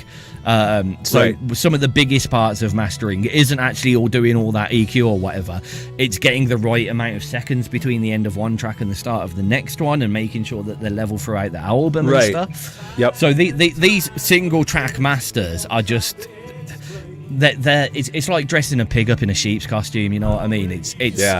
What's there is still there. You've just done what people used to do on their home systems, where they put a CD in and they go, I want more bass and treble. Well, you remember back in the old days, stereo receivers had a loudness button. Yeah, You hit that, it boosted your bottom end. That's before we had subwoofers and everything, right? But yeah, I remember that when I was a kid back in high school. So, I mean, But if you look at the majority of the mainstream listeners' stereos or EQ settings, it's quite weird actually. But most people do obviously whack up the bass, because especially in headphones, bass is shit.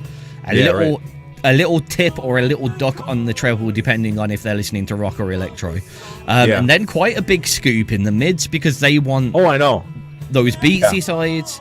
So that's basically what Lander and these automated systems basically looked at how everyone listens to music and thought, how weird is it that everyone takes a track and then goes and tweaks it to this same setting? So they've just created that setting and gone, there you go. Everyone, now you don't need to keep changing your stereo settings. The weird thing is now, because the temptation is there, though these tracks are coming out and people are getting used to even more bass and even more treble, because their stereo's still set. So they've got this new tracking that's been EQ'd to that, and they're like, "Whoa, this kicks more than the other tracks. It's super bassy," and they just leave it. So then, in about 10 years' time, these AI masterers will be cranking the bass up ridiculously, and then we'll finally get that flip turn in music where everyone goes the other way and go, "Oh, it's better," like they did with digital. Everyone went, "Oh, it's better analog," and so we started doing vinyls again and stuff. Right. Yep. Yeah, but you know what's funny though, but the AI doesn't take into account people are going to listen to the music on speakers. They're going to listen to it on headphones, you know, buds. You can't have one size fits all, really. Yeah. It's just it's a very vague thing, and realistically all it does is EQs the track on an algorithm very, very, very well. So it is going to sound better to your ears because it's been designed to do that. But from a mastering effort, because I did one track as a lander thing, I got a free coupon just to see what it brought back. And whilst it sounded good, I couldn't tell you what it did. But then if you put it into a wave format display, you especially a multicolored one, so you can see where the bass and the trebs have been raised and whatever. No edit has been done to the track. It's been compressed, EQ'd. That's it. That's all that's happened to it. It's not you can mastering. tell. Because when you A/B it, it's got a lot more top end. It's got a lot more bottom. The mids are kind of scooped a little bit. And I'm like, well, hell, I could have done that when I recorded it, but I'm not going to go back and redo it all. Yeah. All it is they've worked out what is naturally appealing. Like some colors are just naturally appealing to the human eye. Some people like green and blue and red. People tend not to like purple and orange. So they've found what those frequencies that our ears naturally listen out for. So we're very big on the snare, we're very big on the kick drum, we're very big on the high end of the guitars, not so much the rhythm these days, because that's rhythm, guitar and bass is all weirdly now kind of EQ'd in with the drums, so it sounds more punchy and tight. So quite often you'll get the kick very much like producers will cut and paste it so the kick and the bass drum are bang on, so you get that really punchy bass sound and stuff. And they've just done that. It's mixing dressed up as mastering, because a lot of people think they've mixed their track at home in their home studio, and then they pull it on that and it sounds better, so therefore it must be mastered. And it's just lies and shrouds and mirrors to try and make people think that the service is worth it. The problem with that is now people have access to these services where they can get tracks mastered for 20, 30, 40 pound. Now any good mastering agent is going to charge at least £50 per track to sit down for 8 hours at least and master a whole track. At least £50. That's it. Fact. So we're all out of a job because And because there's so many, the industry is so saturated. There's all of these new musicians with Logic Pro or Cubase on their computer that are mashing up tracks that they've never experienced that comparison. They've never heard a fully mastered track compared to a fully on a comparison. But okay, they've heard Metallica and they've heard what they made in their bedroom. But they haven't heard a mastered Metallica track and an unmastered Metallica track side by side. So they don't know what they're looking for in mastering. So the mental idea is it sounds better, thus is mastered. Go and do that. Go do the same thing with a whole album of tracks. Try and put them on the same album and have them all spaced out. Don't work. Yeah, for sure. So the mastering, you put all these in the Lander algorithm or whatever it is, get them back, and then you've still actually got to do the mastering bit of mastering by putting all the tracks in order, creating the space and stuff. So you haven't actually got anything done. You've paid £80 for someone to turn up some EQ. It's ridiculous. Yeah. I get angry about that. No. It's kind of, well, for me too, like spending that kind of money, it's going out to the streaming services, right? That's what it's going to on DistroKid. So like, am I ever going to hear the damn thing on Deezer or, iHeartRadio? Or probably not. So I'm not that worried about. I mean, I know my mix sounds okay, so I'm fine with okay. It doesn't need to be the end all and be all of mixes, right? I mean, and it's a fair representation of what I'm doing and what the song is. That's good enough for me. I'm not trying to be 10 out of 10 here, right? Like if I record a song, I settle for good. If it sounds good, cool. Like, do I ever get perfect? I hardly ever get perfect, but I'll shoot for good, and that's most of what comes out of here, so. Yeah. There you go. I mean, I can't remember who it was that said this. It was a couple of months ago. Someone turned around and goes, XRP radio is a unique tool for me and not in the way that you think. And I'm like, oh, you're getting some good, getting some good feedback on your track. And he goes, it's not that. And I go, what? And he goes, what's good is to hear a track on radio against other tracks. And I'm like, what do you mean? And he goes, because if it doesn't stand out like an horrific mix, I know it's radio worthy. If it's getting played, I'm like, oh shit, I need to do something to that. Then we can be happy. And knowing that knows that it's going to stand up against tracks on Spotify, on Apple Music, on Deezer, on Tidal, whatever. Right. As someone's just clicking around their normal playlist and adding tracks in. Yep. If it can play nicely on radio and flow through a radio format, then you know it's not going to be what's the word that I'm looking for?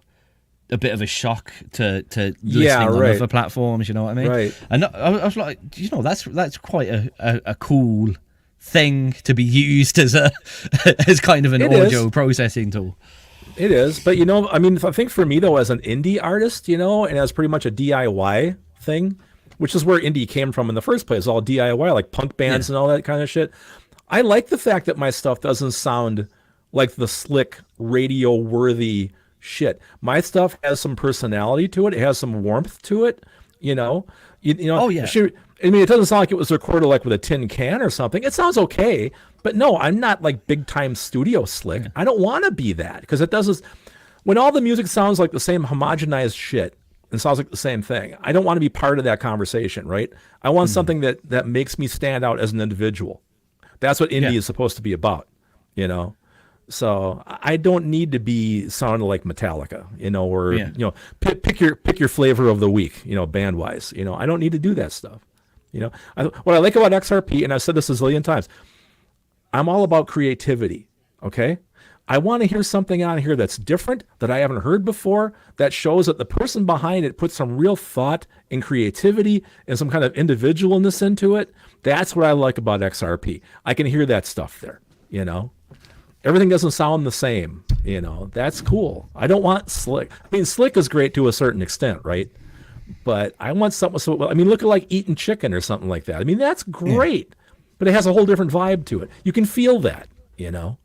That's what's cool about XRP. In fairness, and I think I have a feeling you're seeing it in kind of the background at the moment. That I mean, at the end of the day, AI can do slick. Well, sure. We don't need slick. Slick doesn't need to be done anymore. We I hope it happens.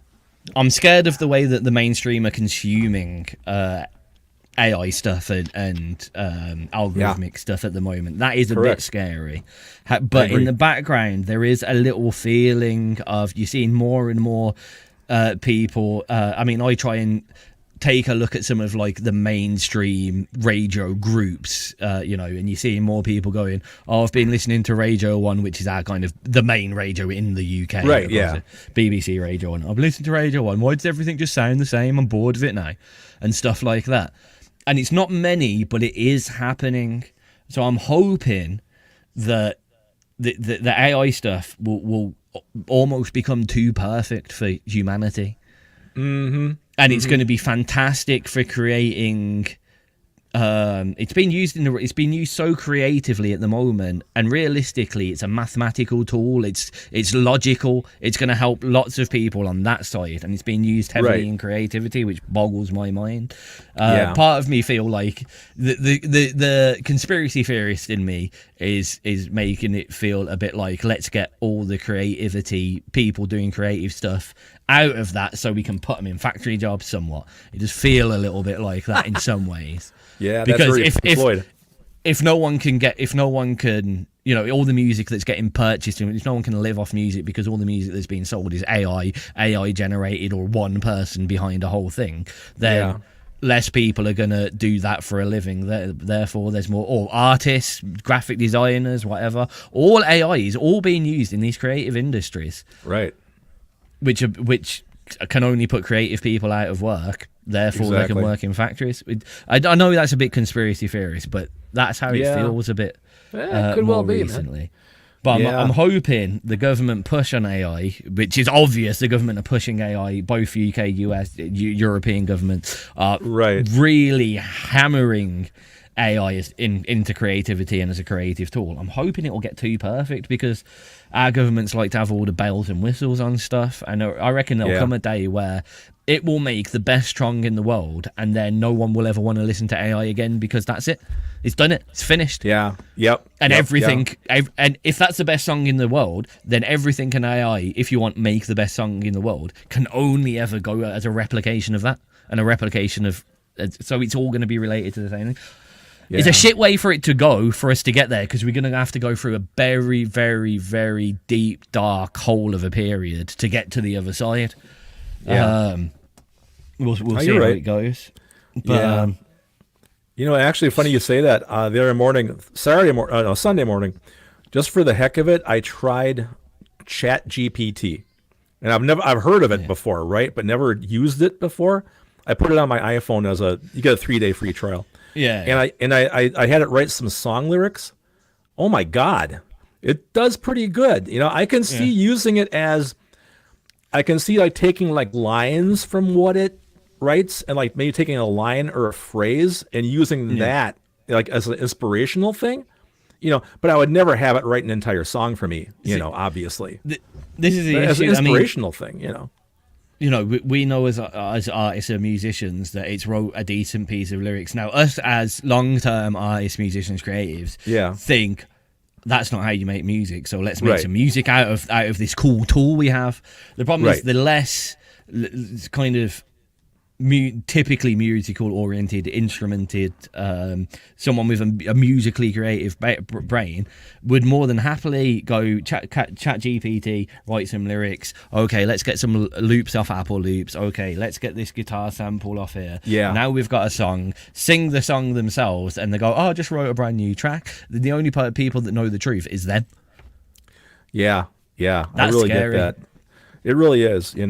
That's where I think I've told you before, I feel like such a dinosaur sometimes in XRP, because I know, 98% of what you hear coming out of this studio is all played hands-on, right?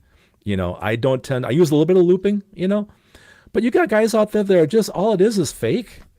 It's just, no one's playing a keyboard anymore, picking up a guitar. I shouldn't say, that's kind of generalizing, I suppose, but sometimes I feel like that, it's like, where are the guys that are actually sitting down and playing something, the actual instrumentation, Yeah. Maybe I'm I wrong, think, Well, I mean, it's mainly, it comes down to cost effectiveness, and a lot of people, you see a lot of people saying the similar things along the lines of, oh yeah, I used an AI artwork because I can't afford a graphic artist. Yeah, true. You use drum beats because you can't afford to pay a professional right. I can't get a drummer down here. Right. So it's really difficult when we're both somewhat against the forwarding of AI in some of these tools. Yet realistically, we're both users of the early instances of these tools existing. Oh yeah, for sure.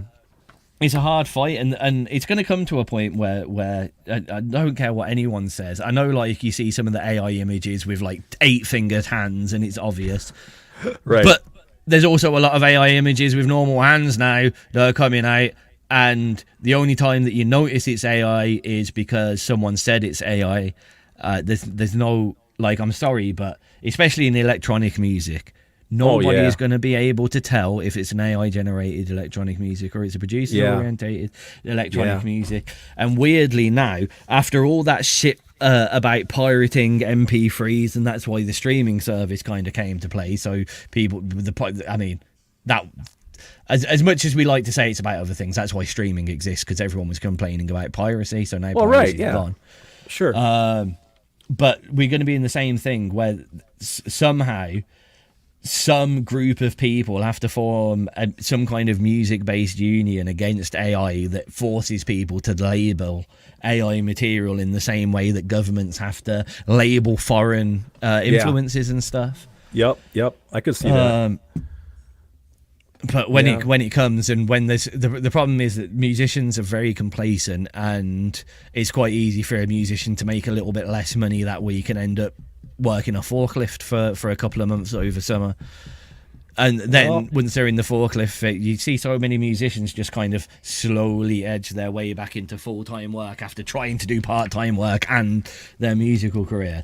But, if we take too long, how many people are going to be left to stand up and form these unions and stuff? Yeah, that's a good point, man, for sure. I mean, I'm guilty. I mean, my music always worked around my full-time job because I had to work 40 hours a week. I had kids. I had a house payment. I couldn't... Actually, I take that back. When I very first started out when I was 19, I made a living for like the first, 3 years maybe, just playing music, Good back then, but there wasn't DJs, there wasn't karaoke, it was all live bands, right? So you got paid cash, like a couple, like you play a couple nights and get a couple $100. I could live off of that. I did that for first few years, and then of course, then I met Connie and got married. And so, well, you bring yourself a real job now, pal. You got some responsibility, Yeah. So I played for 30 years, but I had the day gig, and I worked the band around it, so it's just how it works, I suppose. It was so different back then, though. Even just about when I was younger, though, like it was different because you may have only, you got your day job and you're playing weekends, but there was a lot less bands, so you got a lot more gigs on the weekends. Oh yeah, at the end man. of the day, the market is saturated to the point where realistically, if we were to be fair to all the plausibly gigging musicians or living musicians out there, we wouldn't be able to get through them all. There's not enough. That's true. There's not enough stage slots for the amount of bands that are out there at the moment, which is a crying shame. Well, I think the thing that the difference is too, especially with XRP artists, is that it's original music. Okay, it's really hard to get original stuff heard in a venue, at least over here. We don't have that. If you want to be in a cover band and go play Journey, go for it. It's all kinds of those gigs, but original artists, that's tough. That's really hard to do.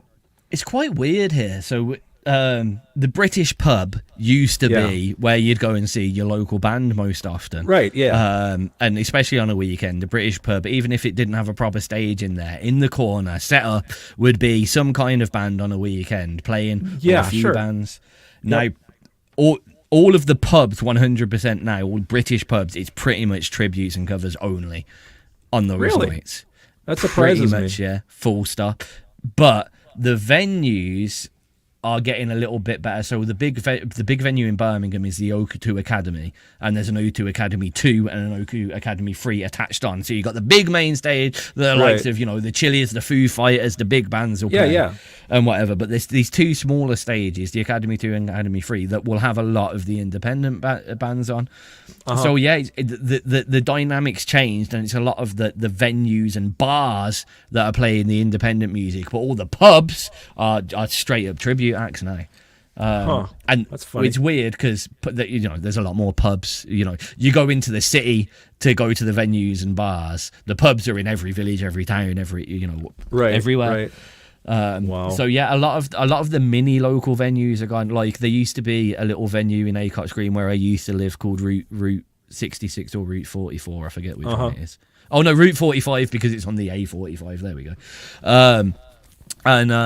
It was a good little venue doing a lot of tribute stuff. Did a lot of original stuff first. Then it's attached to a pub, and it ended up being most of the people that went round to the venue were the people from the pub. So you've got that crowd. So they ended up kind of having to do the tribute band to pull them in to get the main amount of money in. Sure. Then the little band stopped wanting to play there because it was so hard to get a gig because they're booking all these tribute acts and whatever. So they failed because they had their bread and butter money with their tribute acts and whatever, but everyone else is gone, so they're not getting the new crowd in. They're just getting those people from that pub walking around the corner every night, which didn't work, unfortunately. Wow.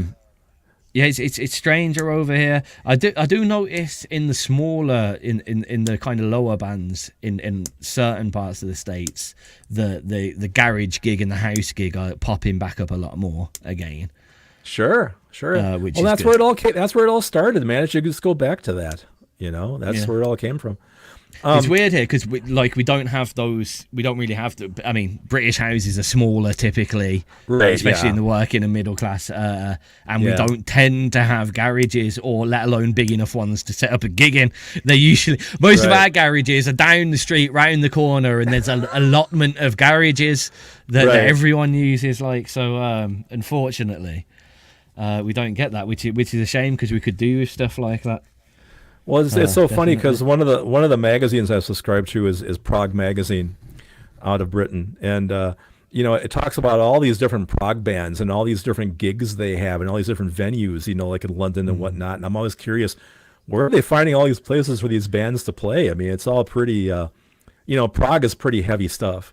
Yeah. It doesn't really draw a lot of people, I wouldn't think, but they're all playing somewhere. They've all got gigs, so Prague's power- got a weirdly more power good to 'em. following in the UK. Like, I know, like, my old man will go out to see a lot of Prague stuff, and like, yeah. there's that weird kind of hippie crowd that will turn up to any Prague thing that happens. It's just Prague, okay, we'll all turn up, and there is crowds of it. I mean, there are some fantastic venues across the UK. I can go back to Birmingham, and there's the Hare and Hounds and the Actress and Bishop, and there too they've kind of done what I was mentioning earlier. They were kind of typical British pubs, Right. right. But they quite a while ago actually they sorted itself out and put a proper venue style stage in there. A box room where the bar's at the back, the band's at Sure. the front. Everyone is staring forward. You're in a nice square room, and that really, really did work. And don't get me wrong, there are a few places that are doing that, but yeah, the most of the gigs that I did that when I was young in my original bands were in the local pubs. So we'd all live in Birmingham, but I lived in Acotch Green. One of my mates lived in Sturchley, and there was a local venue so we had 4 gigs every Right. month. Because everyone, but Yeah. that's all that's gone now. All of that has gone, Yeah, I hear that. unfortunately. Yeah. Well, I'll tell you what, I probably should take off here. I got to make dinner. It's 5:30 for me, so Me too. I got to get, for you, it's almost midnight. Weirdly, I've only just noticed that. Everyone's been watching this, so hello. I was kind of thinking they're sitting here watching you and I just talk about life, but well, if they want to watch it, more power to them. Some people like the behind the scenes views anyway. The after part. Yeah. Well, sometime I'll get my camera out, right, and I'll take a little shot. I'll walk you around the studio here. Here's my guitar rig, and here's what the synthesizers do, and here's all the mixing board, and we can do that sometime. That'll be kind of fun. We need to try this online jam thing soon as well. I am set. I mean, if you want to try it with me, I know Booms has been kind of tied up. It seems like, but I mean, if you want to try it with you and me on like a drum track or something, I'm game. Yeah, I thought that would be something to. Well, at least test if it's work because. Yeah, see what kind of I know- latency there is. Well, Booms is going to have the biggest setup with his kit. Right. Me and you just plug in, happy Right. to go. So Yep. yeah, if it's, do that first and see if it's worth him. Yeah, plugging good in idea. 70 Yeah, kind of a- leads. Yeah, kind of a proof of concept thing, I suppose, first. Yep. Well, we're back and All right, forward. To all the people on XRP, goodbye. On our socials, sorry, I left it on. I didn't mean to. Fun times. See you later. All right. Bye, everybody.